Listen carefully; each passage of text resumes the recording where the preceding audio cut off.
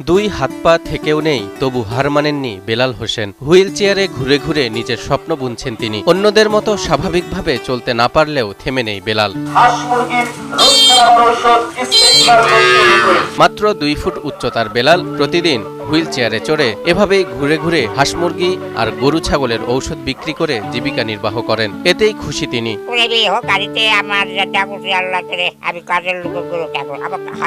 ছোট্ট কুড়ে ঘরে বসবাস করলেও বেলালের মনোবল অনেক বড়। নিজের খরচে ব্যাটারি লাগিয়ে হুইল চেয়ারকে করেছেন নিজের পথ চলার সঙ্গী। ঔষধ বিক্রি করতে প্রতিদিন বাজারে বাজারে ছুটে বেড়ান তিনি।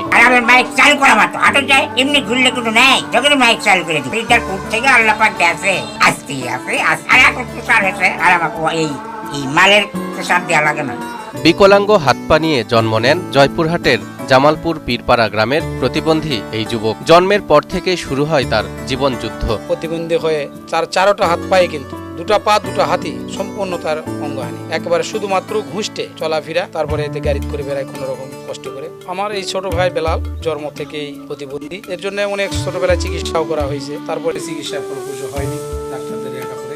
শারীরিক সীমাবদ্ধতা সত্ত্বেও হাল ছাড়েননি বেলাল। একসময় কৃষিকাজ করলেও এখন হুইল চেয়ারে বসে নিজেই বিভিন্ন ধরনের ঔষধ বিক্রির কাজ করেন তিনি। শুধু ঔষধ বিক্রি নয়, গরু পালনের কাজও করেন তিনি। মুরগির ঔষধ এবং গরু ছাগলের ঔষধ বেছে বিভিন্ন হাটে যে গাড়ি করে সে মাল বেচা কিনা করে যেভাবে হোক মাকে নিয়ে সংসার চালায়। প্রতিদিন যা আয় হয় বেলালের, তা দিয়ে মা ও স্ত্রীকে নিয়ে সুখের সংসার গড়ে তুলেছেন তিনি।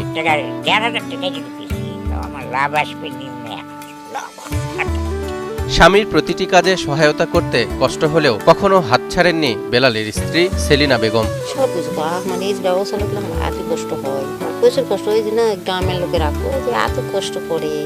সব মশার বিরুদ্ধে সুরক্ষা দিতে এলো বসুন্ধরা এক্সট্রিম অ্যারোসল, মশার বিরুদ্ধে এক্সট্রিম সুরক্ষা। শারীরিক প্রতিবন্ধী হয়েও থেমে থাকেননি বেলাল হোসেন। প্রতিবন্ধকতাকে জয় করে হয়েছেন সবার অনুপ্রেরণা। নিজের পায়ে দাঁড়ানোর এমন প্রচেষ্টায় উপজেলা সমাজসেবা বিভাগও দিয়েছে সহযোগিতার আশ্বাস। জয়পুরহাট জেলার জামালপুরে বেলাল একজন স্বাবলম্বী প্রতিবন্ধী করেছি, সে এখন স্বাবলম্বী হয়েছে এবং সে বিভিন্ন বিষয়ে দৈনিক 500 টাকা আয় করে এবং সে জীবিকা নির্বাহ করে। বেলালের দেখে অন্যান্য প্রতিবন্ধী অনুপ্রেরণা।